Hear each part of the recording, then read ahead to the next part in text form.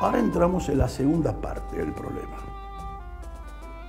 Resolver el problema para ver si existe una solución. ¿Cuál es la máxima tensión predecible en nuestra vida cotidiana, laboral? Bueno, en baja tensión son 1500 voltios de corriente continua, que es el subte. No son 220, son 1500 voltios de continua y 1000 voltios de corriente alterna. ¿Y cuál es la máxima corriente que puede tolerar nuestro organismo sin sentir nada que nos incomode? Según la Organización Mundial de la Salud, son 400 microamperes. De 1 miliamper para abajo se siente apenas cosquilleo. De 400 microamperes más abajo, nada. De 1 miliamper a 4 miliamper, muchas mujeres y niños se quedan contracturados, porque ya en 1 miliamper para arriba hay pinchazos desagradables. Y en 10 miliamper se mueren todos. O sea, no hay ninguna duda que el calzado me tiene que limitar una corriente por mi cuerpo menor que 400 microamperes. Bien, hagamos el cálculo.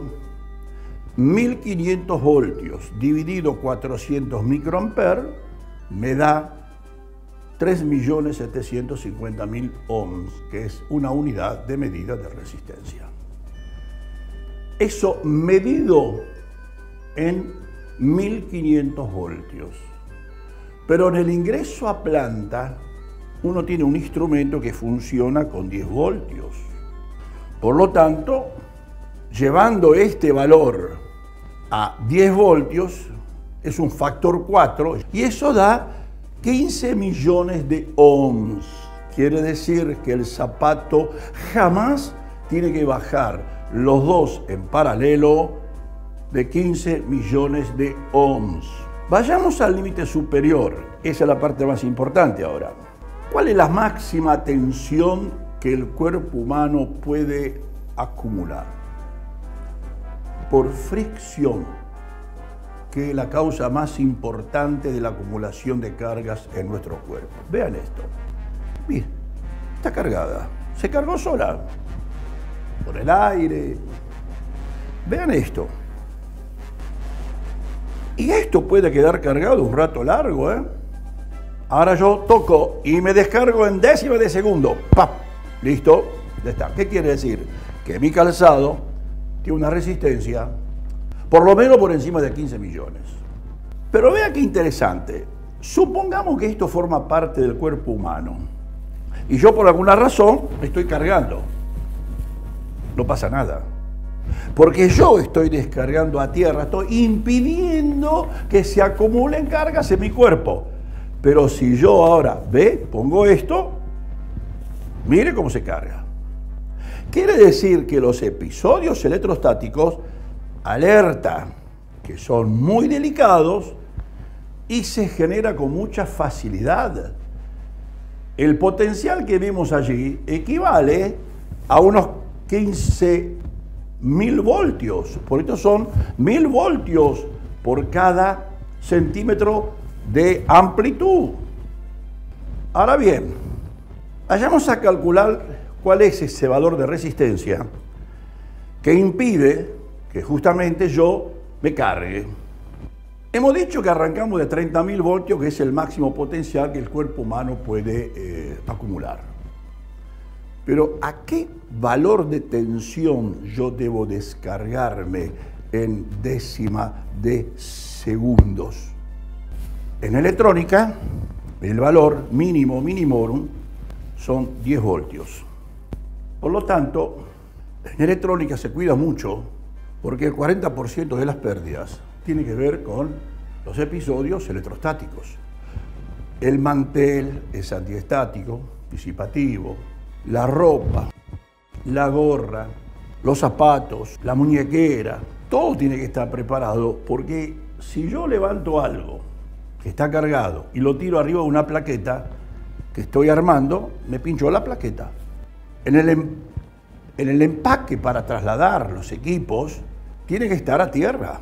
Tiene que tener una tela disipativa y luego debe tener una banda conductiva que garantice que todo ese empaquetamiento está a tierra.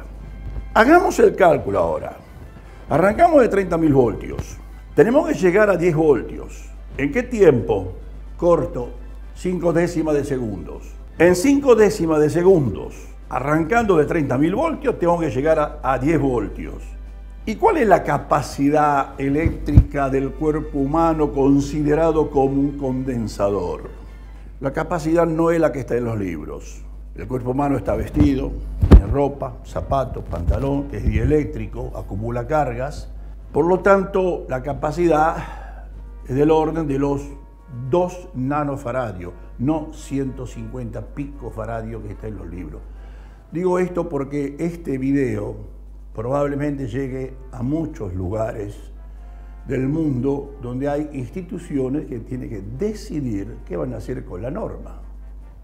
La STM, la Universidad de Taiwán, ¿por qué no Irán? Cuando hacemos el cálculo correspondiente, eso da una resistencia de 100 millones de ohms. Y eso es comparable con lo que pide el Organismo Internacional de Electrotecnia, el IEC, que recomienda para un área protegida de electrostática de 750.000 a 35 millones de ohms, piso más zapato. ¿Qué quiere decir? Que si uno adapta ese valor que fue calculado para 100 voltios, lo adapta a 10 voltios, eso da 100 millones de ohms, el límite superior. Tenemos el inferior, 15 millones, el superior, 100 millones, ya está. Este es el rango. Se cruzaron.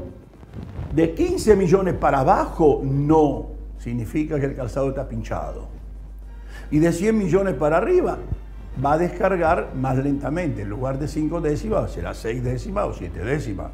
Pero si el oficial de seguridad ve que el calzado no pasó, está fuera de ese rango, tiene que revisar qué es lo que está pasando. Si el calzado no pasa porque es muy bajo el valor, está pinchado, está rajado. Se le clavó un pedazo de hierro. Y ahora viene el desarrollo tecnológico de la solución. La solución base pasa por el dispositivo inteligente multipropósito, el DIM, porque se adapta a cualquier par de zapatos. Acá podemos ver la prueba. Y que uno trabaja con la resistencia de este dispositivo. Veamos el valor. Me está dando un valor de resistencia representativo de 3,6 millones de ohms. Esta manera de medir, que es muy rápida, me permite medir el descargador desestresado. Y a mí la parte importante, desestresado. Porque la goma es un elastómero y cuando está cruda, mire, es un chicle, es un chicle. Pero ¿qué pasa? Cuando esta goma se vulcaniza, obtenemos el calzado, la suela para armar el calzado. Veamos ahora la solución para los diferentes tipos de calzados. Este zapato conductivo fue armado sobre un fondo dual conductivo, pero no con una resistencia baja, menos de 10.000 ohms. Quiero mostrar que la tela es tan conductiva que con mucha facilidad indica que estamos en el orden de los 40 millones de ohms, porque este calzado se usa en las líneas activa con tensión del orden de los 132.000 voltios. Este es un calzado para la salud, pero así no sirve este calzado. O sea, no descarga en tiempo y forma. Sin embargo, si le ponemos el descargador, garantizamos con un pedazo de goma fina conductiva, tenemos asegurado un valor que, midiendo como corresponde piso y más zapato, vamos a ver, cuando los dos zapatos estén calzados, los dos en paralelo, me está dando una resistencia de 60-70 millones de ohms. Está dentro del rango. Pero en la medición yo estoy poniendo lo que sería el piso. Porque si nosotros estamos frente a una consola de control de una central eléctrica o nuclear, yo tengo que poner un piso frente a la consola, que este piso es disipativo, disipa las cargas, conectado a tierra, que puede ser conectado con un DIN, un descargador, en cualquier parte, o una banda que conecta a la consola. Entonces yo tengo asegurado que toda la pasarela frente a la consola de control está a tierra, con una resistencia baja. Cuando uno entra a una planta, yo necesito un instrumento que me permita medir rápidamente con 10 voltios. Tengo una goma que es conductiva, que esto va a estar en el piso, en la entrada a la fábrica. Yo me apoyo arriba y toco, verde, pase, pase, pase. Esto tiene dos puntos de medición. Uno para 1500 voltios y otro para 220 voltios. Esto tiene que estar en el ingreso a planta y rápidamente medir para que el trabajador no pierda nada de tiempo. El valor del DIN solo es representativo en el control de calidad cuando uno compra el producto, pero para el fabricante, en este caso el que está desarrollando, es saber la tendencia, si necesito modificar la fórmula o no para obtener un producto final que funcione. Porque no es lo mismo un descargador que esté desestresado a un descargador que esté estresado cuando uno lo coloca y lo aprieta en el zapato. En el área de la salud hay calzado para doctores, doctoras, y adentro del hospital y fuera del hospital.